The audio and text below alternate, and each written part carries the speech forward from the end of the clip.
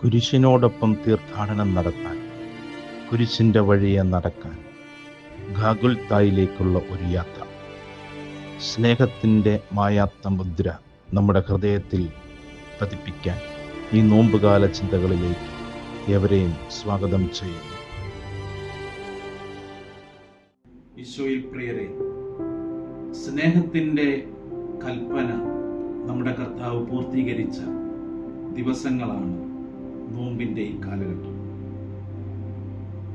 സ്നേഹിക്കാൻ പഠിക്കുക, അപരനെ സ്നേഹിക്കുക, തിരിച്ചു കിട്ടുമെന്ന പ്രതീക്ഷയില്ലാതെ സ്നേഹം നമ്മളിൽ വളർത്തുക.